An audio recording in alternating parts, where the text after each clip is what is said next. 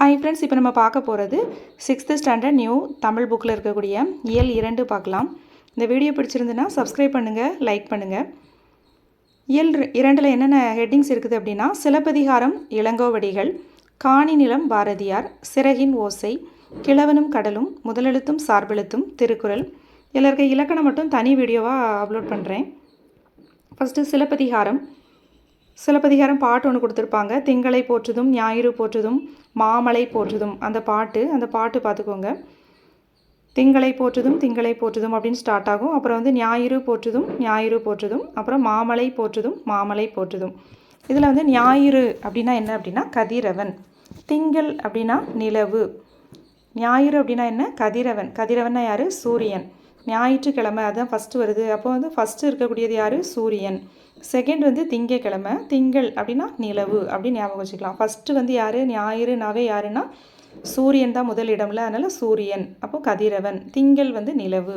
அடுத்து கொங்கு மகரந்தம், அலர் மலர்தல், திகிரி ஆணை சக்கரம், பொற்கோட்டு பொன்மயமான சிகரத்தில், மேரு இமயமலை, நாமம் அச்சம் தரும் கடல், அழி கருணை. ஞாயிறு கதிரவன், திங்கள் நிலவு, கொங்கு மகரந்தம், அலர் மலர்தல், திகிரி ஆணை சக்கரம், பொற்கோட்டு பொன்மயமான சிகரத்தில், மேரு இமயமலை, நாமம் அச்சம் தரும் கடல், அழி கருணை. தேன் நிறைந்த ஆத்தி மலர் மாலையினை அணிந்தவன் யாரு சோழ மன்னன். சோழ மன்னனின் வெண்கொற்ற குடை குளிர்ச்சி பொருந்தியது, தன் ஒளியினால் உலகுக்கு இன்பம் அளிப்பது வெண்கொற்ற குடை. காவிரி ஆறு பாய்ந்து வளம் செய்யும் நாட்டை ஆட்சி செய்பவன் சோழ மன்னன். சோழ மன்னனின் ஆணை சக்கரம் போல கதிரவனும் பொன் போன்ற சிகரங்களுடைய இமயமலையினை எப்படி சுற்றி வருது அப்படின்னா வலப்புறமாக சுற்றி வருகிறது.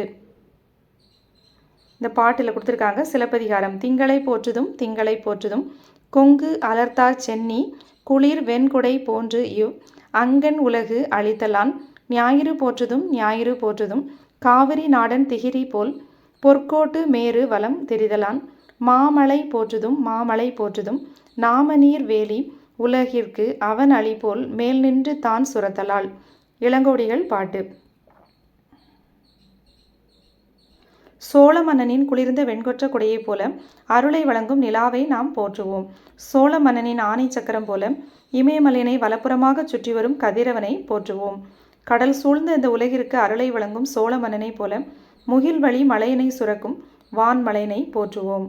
அச்சம் தரும் கடலை எல்லையாக கொண்ட உலகிற்கு அருள் செய்பவன் மன்னன், வானிலிருந்து பொழிந்து மக்களை காப்பது மலை. நூல்வழி. சிலப்பதிகாரத்தை இயற்றியவர் யார் இளங்கோவடிகள். இளங்கோவடிகள் என்ன மரபை சார்ந்தவர் அப்படின்னா சேர மரபினர். இதை கூறுவது சிலப்பதிகார பதிகம்.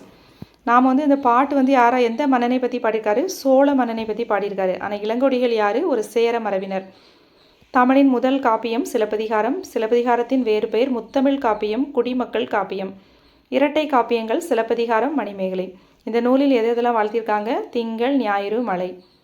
மதிப்பீடு. கழுத்தில் சூடுவது தார், கதிரவனின் மற்றொரு பெயர் ஞாயிறு இல்லைனா சூரியன், வெண்குடை வெண்மை கூட்டல் குடை, பொற்கோட்டு பொன் கூட்டல் கோட்டு, கொங்கு கூட்டல் அலர் கொங்கலர், அவன் பிளஸ் அழி போல் அவன் அழி போல். அடுத்து காணி நிலம். இது யார் எழுதின பாட்டு பாரதியார் எழுதின பாட்டு. காணி நிலம் வேண்டும் பராசக்தி, காணி நிலம் வேண்டும் அங்கு தூணில் அழகியதாய் நன் மாடங்கள் துய்ய நிறத்தினதாய், அந்த காணி நிலத்திடையே ஒரு மாளிகை கட்டித்தர வேண்டும். அங்கு கேணி அருகிலே தென்னை மரம் கீற்றும் இளநீரும் 10-12 தென்னை மரம் பக்கத்தினிலே வேண்டும். நல்ல முத்து சுடர் போல நிலா ஒளி முன்பு வர வேண்டும். அங்கு கத்தும் குயிலோசை சற்றே என் காதில் பட வேண்டும்.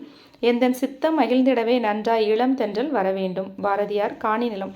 ஒரு வீடு எப்படி இருக்க வேண்டும் என்பதை கற்பனை செய்தவர் பாரதியார். இயற்கை சூழலை உருவாக்க வேண்டியதன் தேவையினை உணர்ந்தவர் பாரதியார். காணி அப்படின்னா என்னென்னா நில அளவை குறிக்கும் சொல். மாடங்கள் அப்படின்னா மாளிகையின் அடுக்குகள். சித்தம் உள்ளம். காணி நிலம் வேண்டும், அங்கு ஒரு மாளிகை கட்டித்தர வேண்டும். அழகான தூண்கள், தூய நிறமுடைய மாடங்கள் அது கொண்டிருக்க வேண்டும். நல்ல நீரையுடைய கிணறு அங்கே இருக்க வேண்டும்.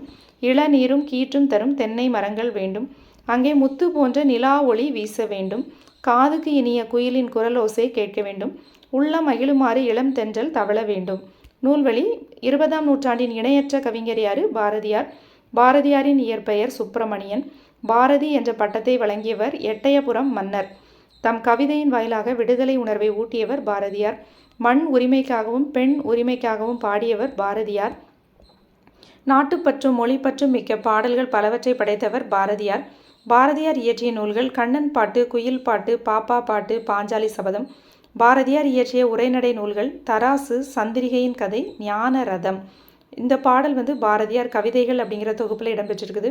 மதிப்பீடு கிணறு அப்படின்னா கேணி, சித்தம் உள்ளம், மாடங்கள் மாளிகையின் அடுக்குகள், நன்மாடங்கள் நன்மை கூட்டல் மாடங்கள், நிலத்தின் இடையே நிலத்தின் கூட்டல் இடையே, முத்து கூட்டல் சுடர் முத்துச் சுடர், நிலா கூட்டல் ஒளி நிலா ஒளி. பொறுத்துகள் என்ன சொன்னால் முத்துச்சுடர் போல எது வீசணும், நில ஒளி வீசணும் அப்படிங்கிறாரு. தூய நிறத்தில் மாடங்கள் அந்த தூண்கள் இருக்கணும்னு சொல்கிறாரு. சித்தம் மகிழ்ந்திட அப்படின்னா என்ன அப்படின்னா உள்ளம் மகிழ்ந்திட. அடுத்து சிறகின் ஓசை அந்த லெசன். பறவைகளை இடம்பெயர்தல் என்ன சொல்லுவோம் அப்படின்னா வலசை போதல். பெரும்பாலும் நீர்வாழ் பறவைகள் தான் வலசை போகின்றன. பறவைகள் இடம்பெயர்வது உணவு, இருப்பிடம், தட்பவெப்பநிலை மாற்றம் மற்றும் இனப்பெருக்கம்.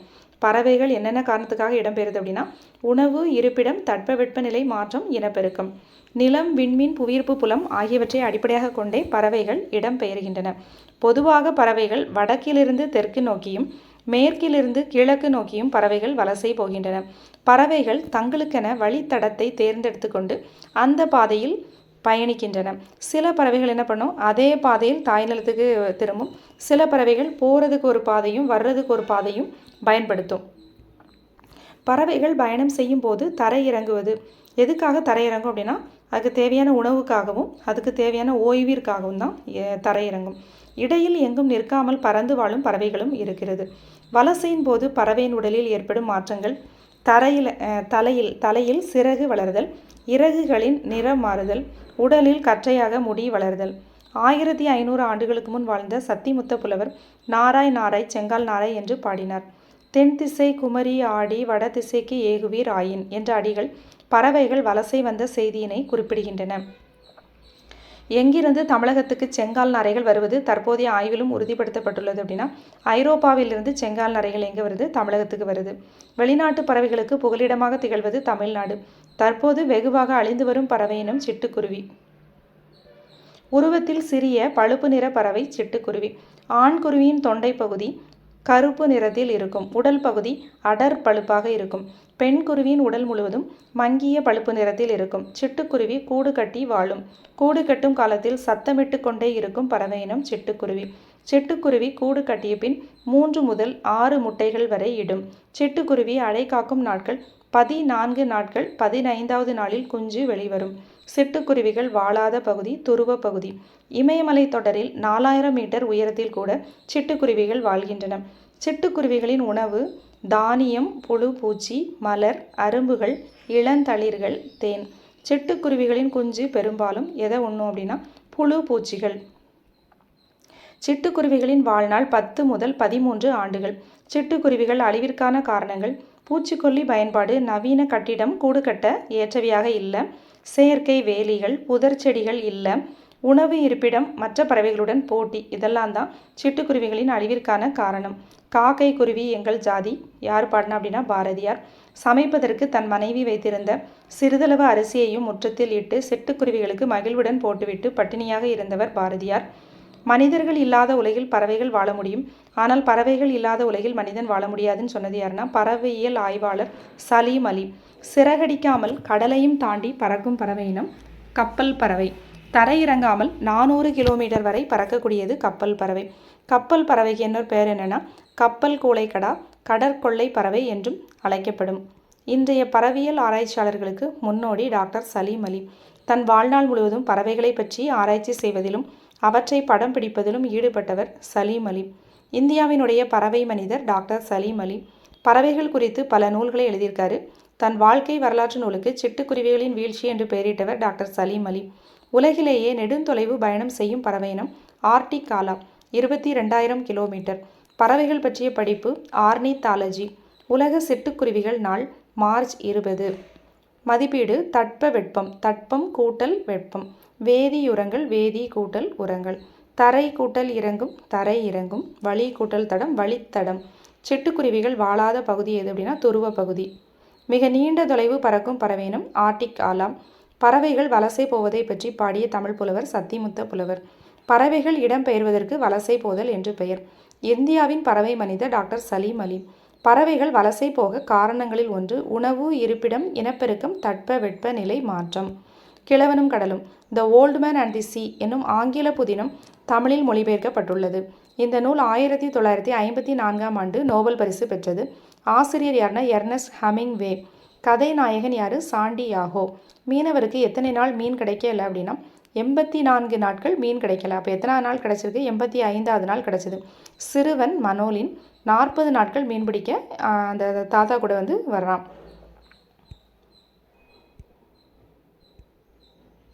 அதில் இருக்க திருக்குறளை பார்க்குறோம். திருக்குறளில் சொல்லாததும் இல்லை இல்லாததும் இல்லை என்னும் வகையில் சிறந்து விளங்குகிறது. மக்களுக்கு மகிழ்ச்சி அளிப்பது அறிவுடைய மக்கள். ஒருவருக்கு சிறந்த அணி எது அப்படின்னா இன்சொல். 2016 ரியோ நகரில் மாற்றுத்திறனாளிகள் ஒலிம்பிக் போட்டியில் கலந்து கொண்டவர் தமிழகத்தைச் சேர்ந்த மாரியப்பன். உயரம் தாண்டுதலில் தங்கப்பதக்கம். என் மகனின் வெற்றி எனக்கு மிகவும் மகிழ்ச்சி அளிக்கிறது. அவனை பெற்ற பொழுதை விட இப்போது அதிகமாக மகிழ்கிறேன் அப்படின்னு யார் சொன்னாங்க அப்படின்னா மாரியப்பனின் தாய் கூறியது. ஓகே ஃப்ரெண்ட்ஸ், இயல் 2 இதோட கம்ப்ளீட் ஆயிடுச்சு. Okay, thank you friends.